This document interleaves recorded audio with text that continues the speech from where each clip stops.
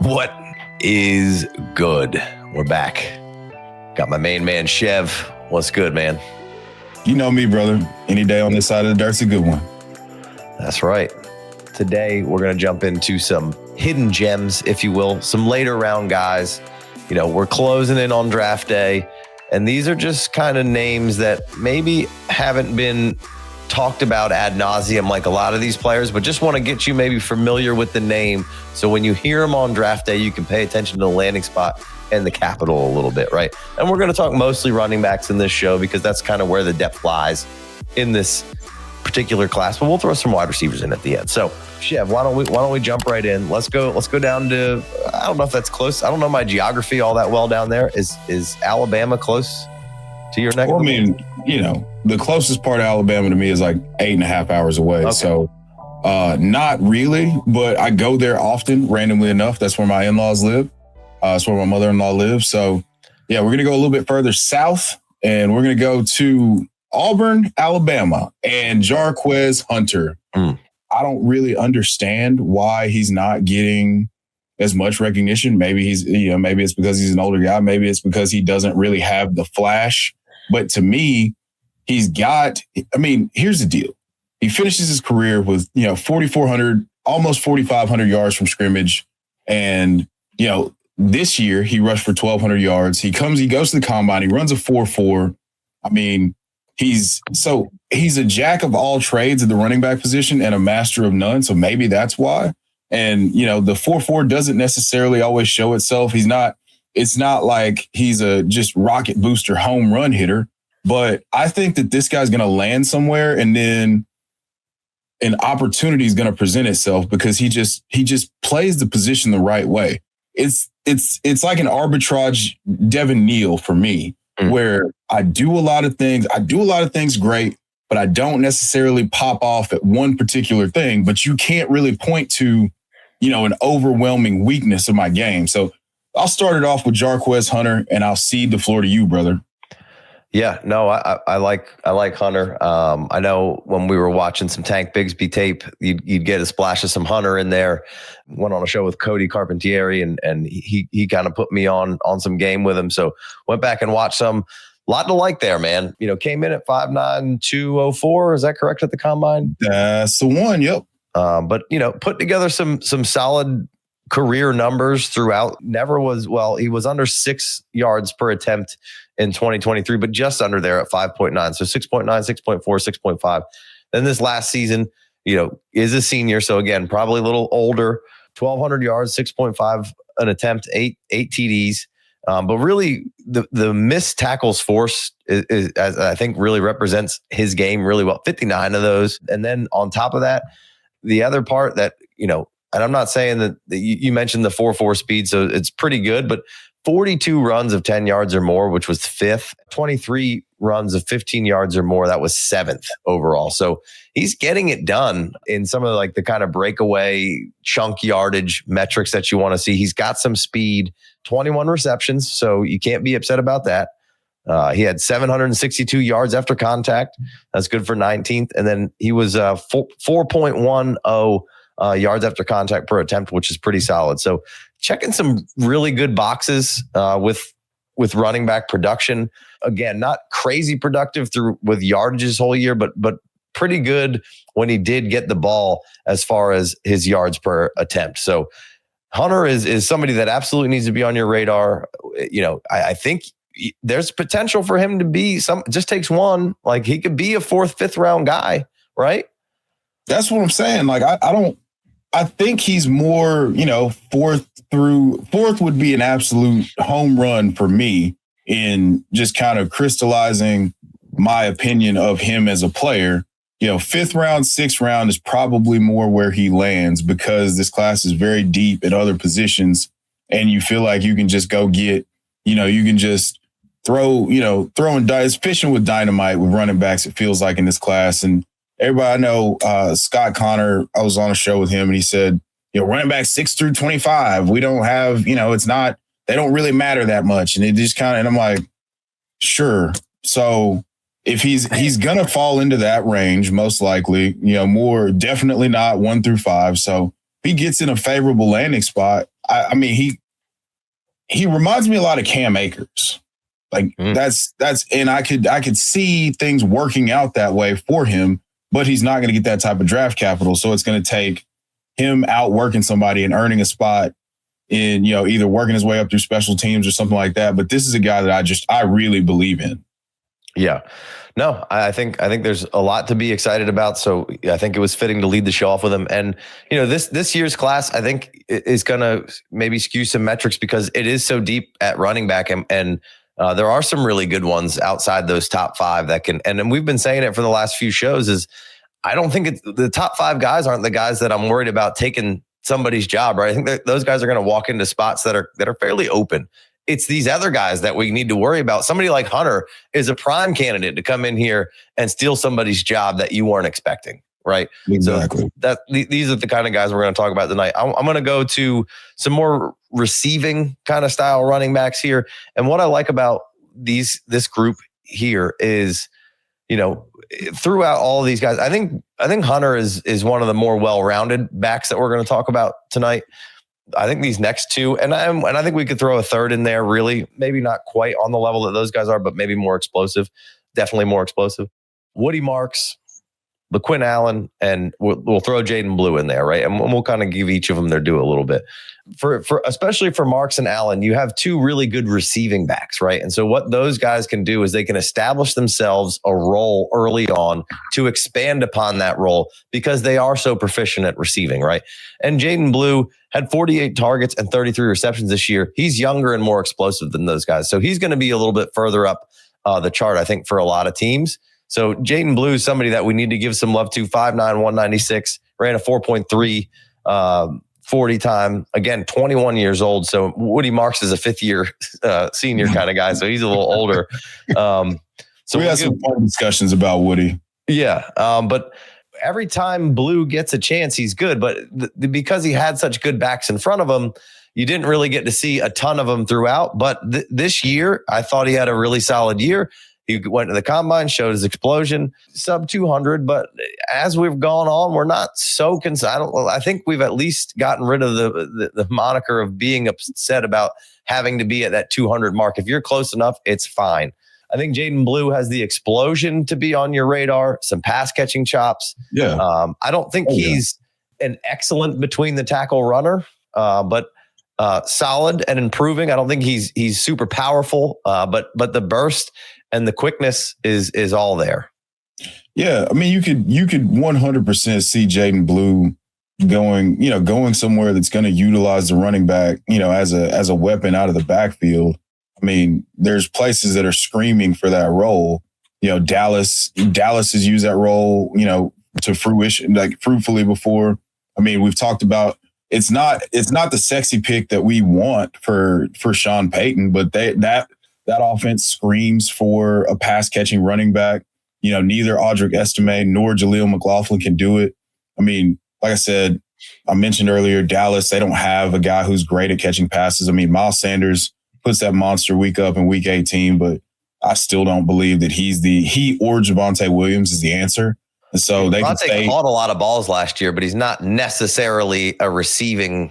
Like he did nothing running backs like we're talking about with these couple of guys. He caught a lot of balls the way Zach Ertz caught a lot of balls. Like you just catch and fall down. Like we're not doing anything with it after the catch. So we want to get these smaller backs, like the quote unquote satellite backs, into a situation where they can play in space, they can catch passes. I mean, James Cook was labeled as just a pass catcher, and now look at him. I mean, he scored 20 touchdowns and had 1,400 yards from scrimmage this year. So, it's about fit for these guys, and that's what you have to pay more attention to. Is they're probably not going to get the draft capital. That's why we're talking about them now. That's why they're going in the 4th round and not in the 3rd or the 2nd or late 2nd.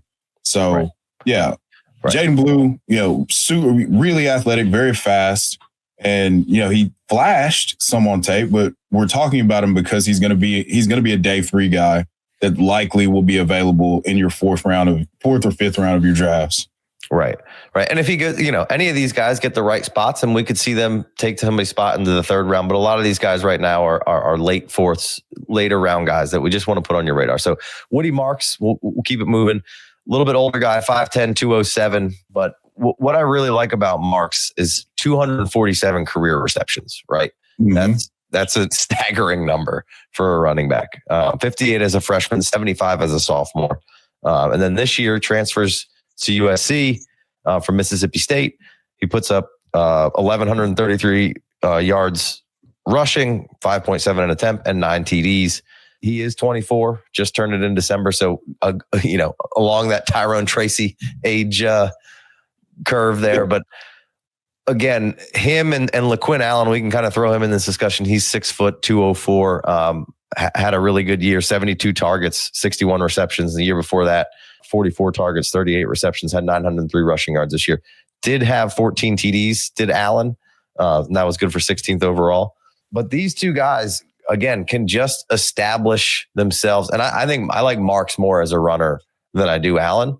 But I think both are great receiving options to get a satellite role in an offense and expand upon that. And maybe they never expand upon it. Maybe they never get a role, but that's why I wanted to throw them on this list, because I can see them having a defined role, somebody picking them up for that. And we just talked about it with Blue. Like if somebody like Blue, let's say the Bears draft Omarion Hampton. And I'm not saying Omarion Hampton can't catch, but then let's say they come back and they're like, hey, we're going to take Jaydon Blue and give us a little bit more explosive guy that we can do, And again, I know that Omarion Hampton's, that's not what I'm trying to find a bigger back that right. Could be their Montgomery and bring in the pass catcher like Jaydon Blue. So those were bad examples. So forgive my tongue, but no, I mean, we kind of see where I was going. Like if they selected Caleb Johnson, right. You're assuming that he's not going to be a 3-down workhorse, and so there's a role for a guy like a Lequint Allen or a Woody Marks that is a proven pass catcher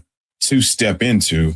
I mean, the Chargers, they've got Najee Harris. If they just decide to punt the position and rock out with Najee Harris, well, a guy like Jaydon Blue could come in, 5th round selection, and he's getting targets from a guy that we know will target the running back in Justin Herbert. So we've seen the type of success that he's had with Austin Eckler. Austin Eckler is an incredible pass catching running back. We're not saying that these guys are that, but could it be within the range of outcomes if they're given volume? Like we could have that type of success, and these guys are a free space, so it doesn't hurt you at all if you miss on that. That's why I've been saying, like, hey, get as many second, third, and fourth round picks to give yourself more cracks, more at bats to get someone who's going to return on value. Who right now, I mean, these guys are barely being drafted in startups to. If it goes, that's an unequivocal win. If their value goes from not being drafted in a startup to being 10th round picks next year, or, if it goes really well, like 8th, 9th round picks, like that adds value to your team that you're just, I mean, it's free lottery spaces essentially. Yeah. Right. And like you were saying, a lot of these guys, even if their value doesn't increase incredibly, what they can do is help get trades over the hump at different points in the season. If they're, looking like they've shined a little bit or could do something or could gain a role and there's some hope, even though they maybe didn't gain a crazy amount of value, they could help get things over the hump. So everything doesn't need to be viewed as these massive gains. Sometimes it's the little gains and the little things that can help get certain things done, or sometimes it's just a filler for a week or two that you can get from a guy. And that's what you need because buys and injuries and all that. And I know everybody wants to have the glorious, most ridiculous roster ever, but if you're in a good league where all the assets are spread out, right? And everybody kind of knows what they're doing and nobody's getting ripped off in trades perennially and there's no super teams, like sometimes it takes, I know last year Big Co had a championship team and in that championship, he's starting Aiden O'Connell in the super flex, right? In the champion, that's not how he drew it up, but like, damn, sometimes you just need nobody cared about Aiden O'Connell and a rookie, you know what I mean? So, yeah, anyway. Absolutely. Anyway, I mean, it's better to have that depth and not need it than to need it and not have it, because then you're going to pay out of the wazoo. You end up getting super duper horned up and needing to pay like what ends up being a mid-second for Aiden O'Connell. And you're looking at that at the time, you're like, hey, I got to win. I need Aiden O'Connell.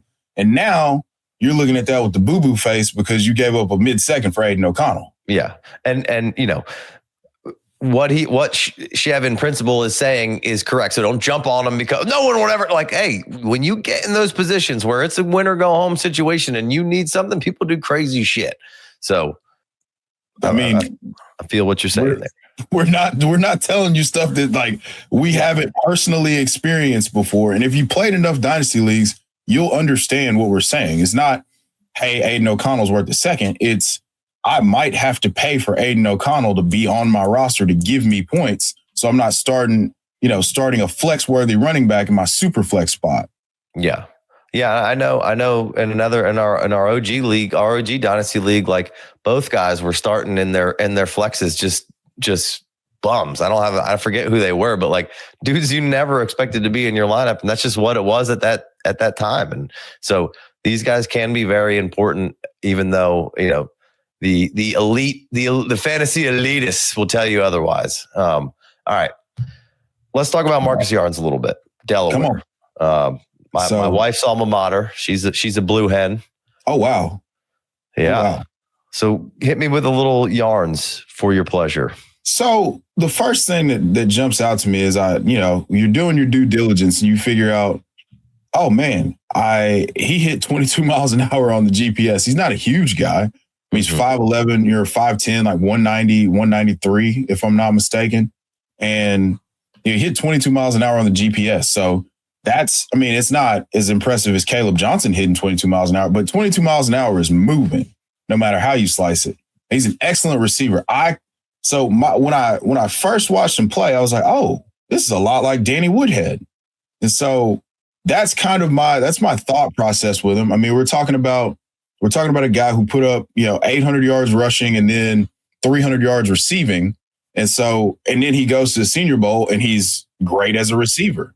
So I think that again, we're talking about fitting, fit and roll, which is really important for these guys. And I think that he's going to come in day one and be able to contribute as a pass catcher and, probably as a punt returner from day one. So I think that this is a valuable pick because one, we all know what Danny Woodhead represented. He's that type of shifty and has that ability to catch passes. So obviously no landing spots as good as, landing with the Patriots and being their pass catching back. But if he gets that type of role where we know that they're going to target the running back, this is a slam dunk in the fourth round. Yeah. Yeah. I know a lot of people are liking Yarns, especially after the combine performance. I think he put a lot of people onto him.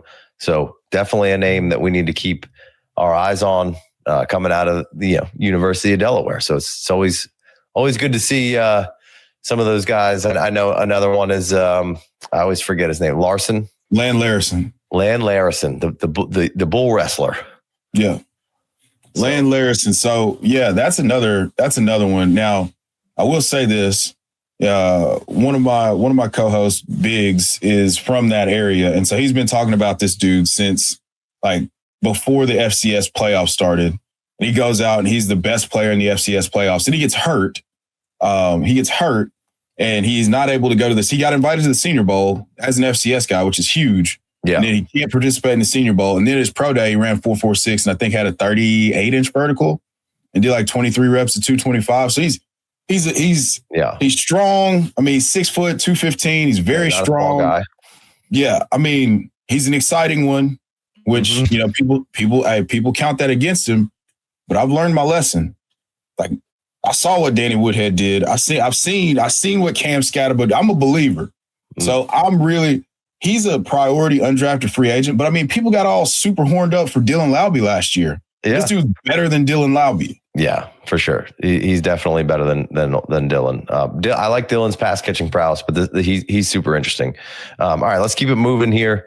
I don't really have any other running backs on the list. I did want to mention Jacory Croskey-Merritt from Arizona. Didn't really see the field all that much in 2024 due to some eligibility issues, but 5'10", 206. He's 24 years old, but had a nice performance at an all-star game.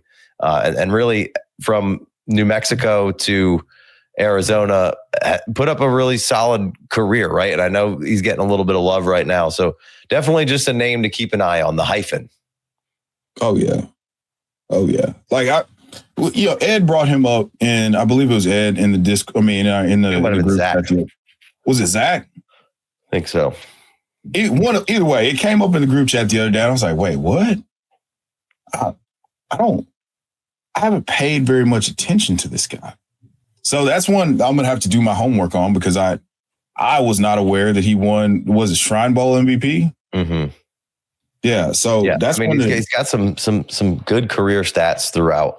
And just, unfortunately we didn't get to see him last year, but just a name to remember as we get through this final process here to, I'm sure if he gets some capital, like I think I saw today that he was on the Chiefs radar and the Chiefs were bringing him in for a visit. That's the most Chiefs draft pick ever, right? Some guy who got in trouble the last year or had some eligibility issues, but had a really productive career, and they take him in the 7th round, and then he's going to get steamed up and excited about. So you might be able to get in front of that a little. Oh, yeah. Like again, these are all free spaces. I mean, Croskey-Merritt's not really getting, I haven't seen him get drafted in any of our mocks so far.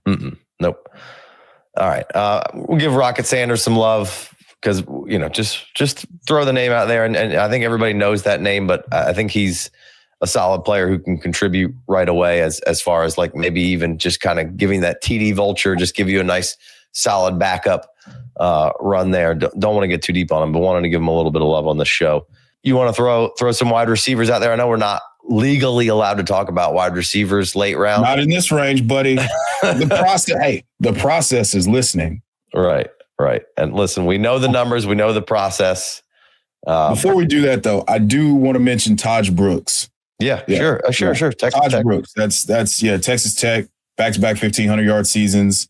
I think the second fastest 3-cone or short shuttle out of all the running backs. Shed a bunch of weight to go to the combine, played at 230, goes to combine at 214, runs 4.53. So he's a day 3 selection. Easton Freeze, who I did an uncovered episode with, Titans beat writer, had us selecting Tahj Brooks in like the 5th or 6th round. So that's a guy to keep on your radar as well. It's a fun watch if you're not familiar with Tahj Brooks. It's a lot of fun. Yeah. So, but moving on to wide receivers, should I start with a guy who averaged 25 yards a catch this year? Yeah, throw your favorite guy out there. Yeah, Donte Thornton.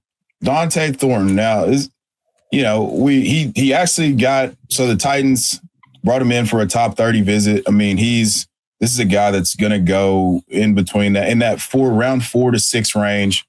Big, strong, fast, ran a 4.3 flat. Like I said, averaged 25 yards a catch, 26 catches, 660 yards in 2024.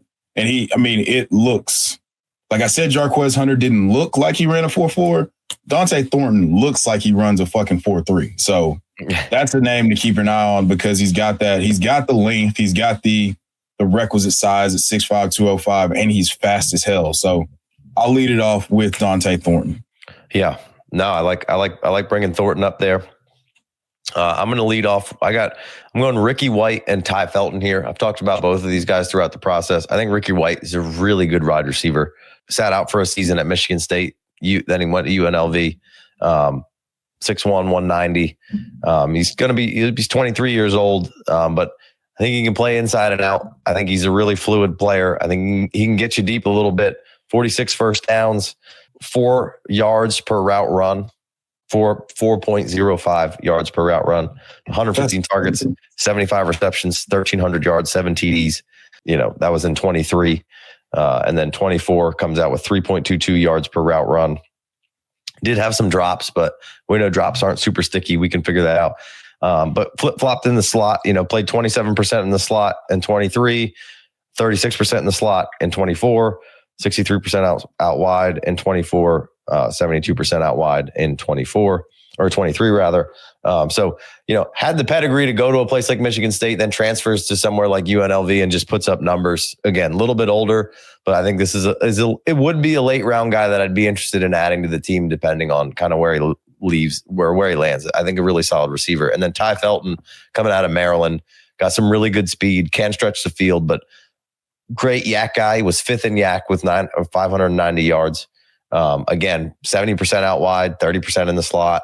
So you can move him around a bit at 2.3 yards per route run. Not terrible. 26 missed tackles forced. So got some shift in his game. Good in the yak. Like I said, the missed tackles forced was 26. That was fifth overall. He had 57 first downs for Maryland. That's third overall in the nation. 143 targets. That was second. So a big target earner. 96 receptions, 1,100 yards. Had some big games against some lower competition. I think people kind of figured it out a little bit. And then, but also, had a pretty solid season all around. So burner there with some good yak. So two wide receivers there that I'm pretty excited about in the late rounds that can certainly get a click from me in that late fourth if they're still kind of hanging around in there, or UDFAs, they'd be the first kind of guys I would add in that situation. Easy peasy. Yeah, those are both guys that can really, really play. Right. I mean, my two guys here that we'll talk about, Elijah Badger. I mean, love it. Arizona State, University of Florida. I mean, this would have been a lot more fun. I mean, I'm a Gators fan, so I could say all this shit. This would have been a lot more fun if we just started, DJ Lagway off the bat. Sure. Like, what the fuck? Anyway, Elijah Badger getting steamed up. A lot of people there's some people that are just saying some clickbaity stuff about him, but 800 yards and four touchdowns in 2024. He's more complete. He's a way better football player than the numbers would allude to. And he's doing this in spite of Graham Mertz a lot of the time. And so I think that that's a free space in the last round of your draft. So I won't go too much in depth about him, but because I'm a Florida homer and nobody really cares. But yeah, just a name, like, you should be writing these names down, because you're going to get on the clock and you'll be like, oh, I know that name, and select them. And then somebody else is going to grab them. You're going to hate this. And when they blow up, you're like, oh, well, they told me about this at FFD and I didn't listen. And the other guy, Savion Williams. Now, the problem with Savion Williams is he's 6'5", 6'4", 6'5". He's 220, and he plays receiver, but he can't catch. So that's kind of a problem at the next level. But he's super athletic. He's the best way I could describe him is as a poor man's Cordell Patterson, or like a Laviska Shenault. Remember, was it Jalen Hurd? Yeah, Jalen Hurd. He's in that mold of player. So we've seen, basically the Michael Jordan of this archetype in Cordell Patterson. So he's probably more like Harold Miner, or somebody. There we go. We're just dating ourselves left and right. Yeah. But no, I mean, he's a super athlete. He made Feldman's Freaks list going into 2024. And then on top of that, when you turn on the tape, when you see the good plays, you can see why it's really important to get excited about this dude. But I just don't. He's not an NFL receiver, but he's definitely once he hits an NFL locker room, he's going to be one of the 5 best athletes in the locker room. So if a team can figure that out, if you're stocked up at receiver, just throw this on the end of your bench. Yeah, that's all we're asking you to do here. Right. Just throw this on the end of your bench. I mean, sometimes he's going in the 3rd round. Now, I vehemently disagree with that, but what do you have to lose? No, I think I like both of those guys you mentioned a lot. Badger's getting a lot of love late in this process. The models are liking him. He was ridiculous in missed tackles, forced situations, and evading tackles. So, played differently at Arizona, used differently at Arizona State and Florida there. 21.3 yards per reception at Florida. And then a much lower ADOT when you saw him at Arizona State there. I was looking for it here. 7.3, 10.2, 5.6, but 17 at Florida. So Badger's getting some love right now. But then Savion, when you hear the draft guys kind of talk about him, it's either the teams either love him or they're completely off his board, right? Yeah. And so we'll see where that draft capital lands. Somebody's going to take a shot. Somebody's going to be excited about it. This seems like a Sean Payton kind of, I know we've used them a lot, but like this seems like a Sean Payton, Kyle Shanahan, those creative offensive minds that think that they can jam this thing in there. And I mean, you look, can Savion do a lot of the stuff that Debo was kind of doing, right?